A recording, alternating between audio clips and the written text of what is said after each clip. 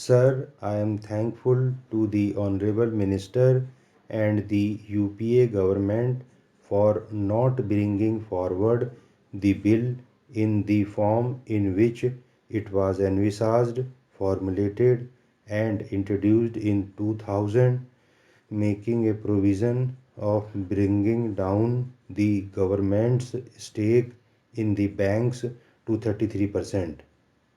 That would have been a great disservice to the economy, and the country's interests would have been seriously hurt by such a step. Then I think it would have been difficult for us to support the bill. Sir, I am thankful that such a retrograde provision has been dropped.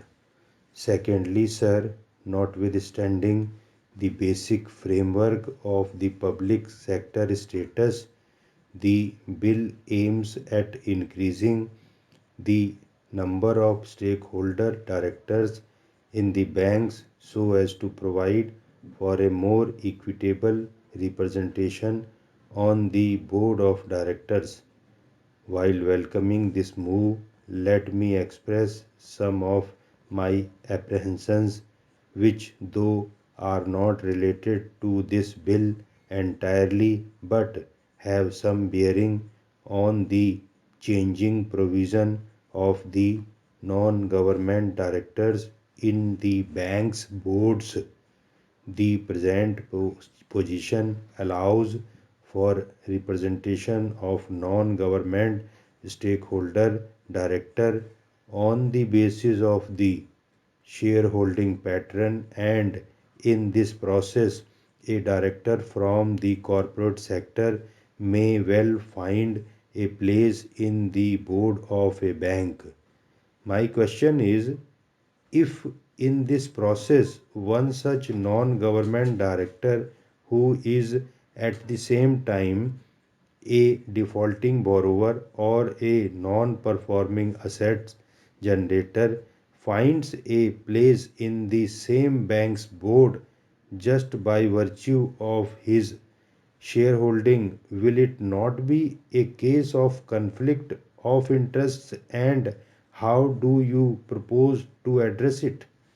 Now, there may be some provisions that banks do not lend to the directors, but in our given system, there are a number of cases of many flagship group of companies where one unit of that flagship company generates non-performing assets and the other unit goes on enjoying the credit from the same bank. Such kind of cases are plenty. So I think these issues require to be appropriately addressed by the central government while framing rules, etc.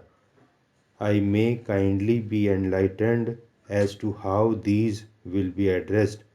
Thirdly, sir, I think the government must also take a serious view about this kind of possibility and stop further divestment in the government shares in banks and frame appropriate rules to prevent such situations of conflict of interests.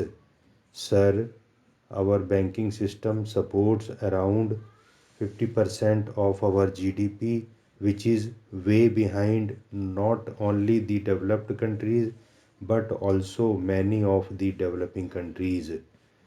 This kind of situation warrants wide expansion of the banking system and banking network to a vast section of our population who are mostly the victims of unscrupulous money lending system.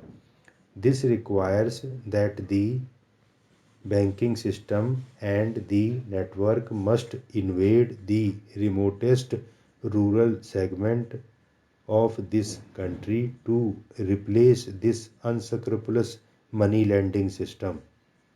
This needs a reorientation of the policy relating to the interest rates applicable to different segments of the economy, different stakeholders in the economy, like large scale sectors, small scale and tiny sectors, agriculture, and other rural occupations. I don't know exactly how does it sound technically viable, particularly when various stalwarts are sitting before me. I am not confident about it, but I am just expressing myself. I do not know what are the technical difficulties in operating this kind of a differential interest rate regime. But as I understand, treating different segments of people having different economic status, having different strength in a different manner is the best way of ensuring equity. I think that is also the role of the government when they talk about common man oriented growth. So, how these two things will fit in together to have equity in these areas and access to the financial sources, I think it should be seriously considered. In the case of large scale manufacturing service sector, the interest burden can be passed on to the product, but in small scale and tiny sector as well as in the agricultural occupation they do not have that much elbow room between their cost and the ruling market price in an extremely competitive scenario. In this house itself, just before this debate began, the Honorable Agriculture Minister has also admitted that even the rural economy and peasants do not take loan for funding their capital expenditure, putting up pumps and other irrigations, etc. That is their situation that creates a very deep indebtedness among the farmers. So I think this warrants a very serious consideration on these aspects. So, sir, if this is the background, if this is the need, I think simply market solutions cannot work. Only the center government norms cannot deliver the goods. Something more is required to be done. How should we do it in this framework is the basic question for maintaining the industrial development of the country. So I request the Honorable Finance Minister to throw some light on these areas as well. In this context, I would also request the Minister to review the proposal for omitting the provisions relating to the mandatory nomination of directors by the Reserve Bank of India in the bank boards. This is crucial in the sense that the Reserve Bank of India plays a crucial role in monitoring, supervising the functioning of the banks and mixing the same from time to time with the priorities of the country.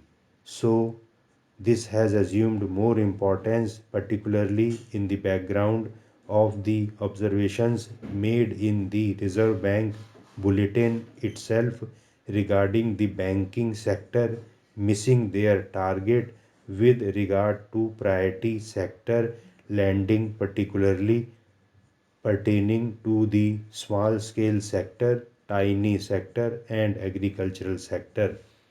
1 year ago, the Reserve Bank of India made such concrete observation. So, in this respect, I request the Finance Minister to reconsider this.